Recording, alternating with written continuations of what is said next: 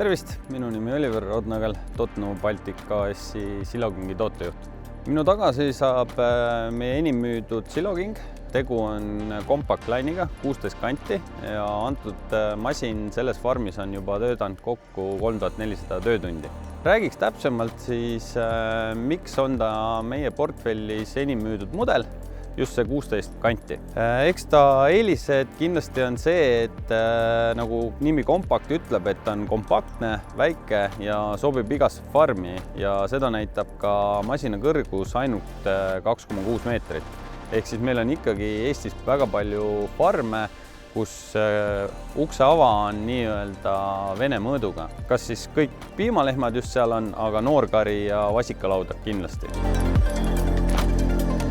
Selle masina üks tähtsamaid või kõige esimesi asju, kus me üldse sööta siis peale hakkame võtma, on frees. Antud frees on 54 noaga HD Performance trummelfrees.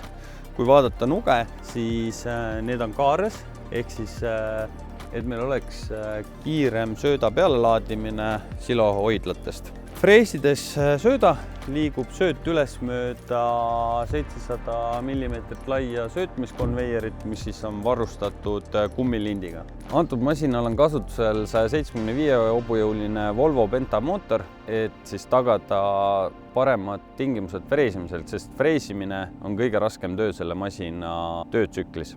Masin on varustatud 2 lintkonveieriga, mis asuvad nii vasakul ja paremal pool, mis siis on kabiinist juhitavad, nii kaugus, lindi kiirus, ukse avamiskõrgus, kõik on võimalik ära automatiseerida vastavalt siis söödalava kaugusele. Räägime segamisest. Segamine on selle masina üks kõige tähtsamaid funktsioone. Tema alustala on tema reduktoritel, mis on patenteeritud 4 planetaariga söödateo reduktor. Läbi selle me tagame selle, et kõige raskemates tingimustes meil püsib hea segamine. Kasutusel on 2 teoga variant, on ka 1 teoga variant 12-kandine, aga antud masin on 16-kandine, kus siis segamistigudel on 3 segamiskiirust.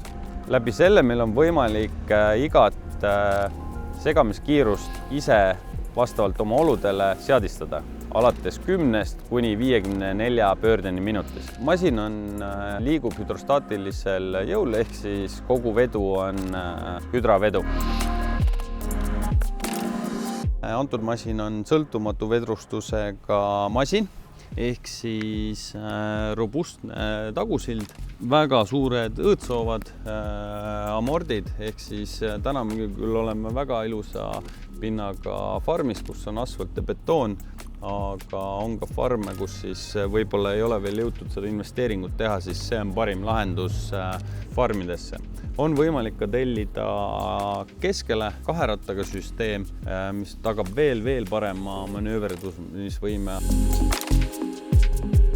Antud masinal on kasutusel 3 punkti raam, ehk siis nagu me näeme, on ees veosüld ja siis taga sõltumatu vedrustusega sild ja kogu raam liigub kokku. Antud masina kogu kaalujaotus on 8% esisillal, mis siis tagab ka talvistes tingimustes, kui meil on libe, lumi, selle masina haardumise.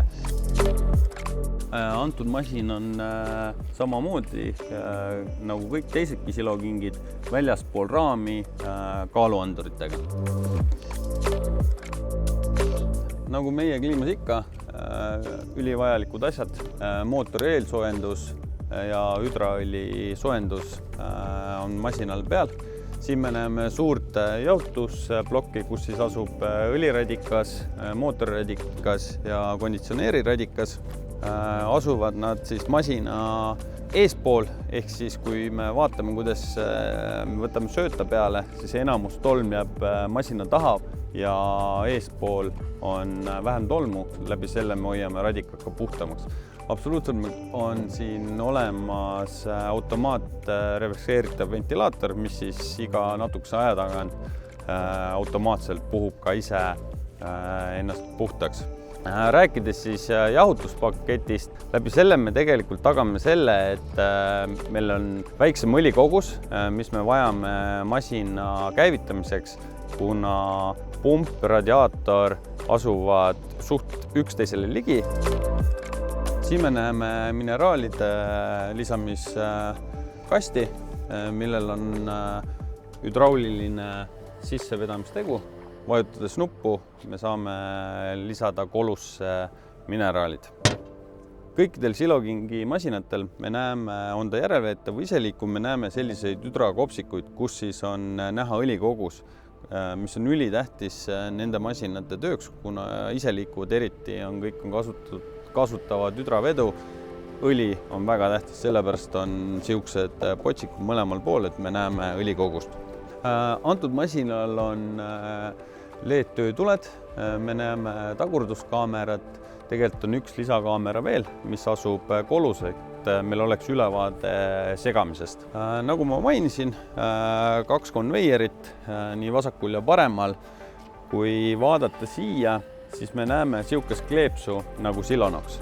Antud masinal kõik ukse ääred ja koluserva ääred on tugevdatud metallist, mis siis hoiavad masina eluiga, kuna sööt liigub siit välja ja kõige suuremad kokkupuutepinnad on ukse ääres.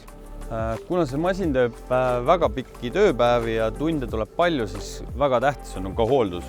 Põhimõtteliselt on masina kõik elementaarsed eluks vajalikud asjad toodud ühe katte alla, kus me siis näeme AdBlue'd, näeme kütet, näeme kütusefiltreid, et elu oleks võimalikult lihtne ja jälgitav. Masin on ka varustatud kesktsentraalmäärdega, kuna määrdepunkte masinal on palju ja nende määrimine võtab väga kaua aega. Siloking kasutab oma söötmistarkvara, ehk siis iga masinaga tuleb algtasemel kaasa Silokingi söötmistarkvara, mis siis võimaldab panna loomakasvatusjuhil kokku vastavad söödaratsioonid.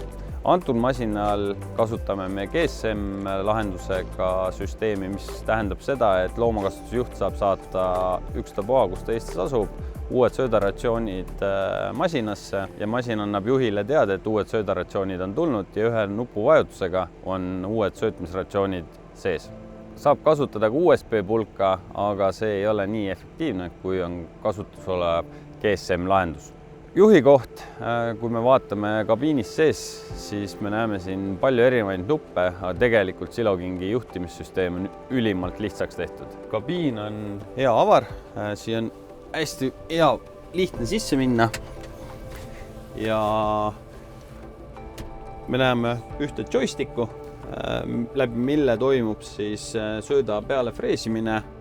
Meil on olemas siin 2 ekraani, on kaameraekraan ja masina põhiekraan, kus siis me saame näeme masina andmeid, me näeme söötmisratsioone ja kogu nii-öelda söötmistarkvara on ühes ekraanis, ehk siis me ei vaja 2 ekraani.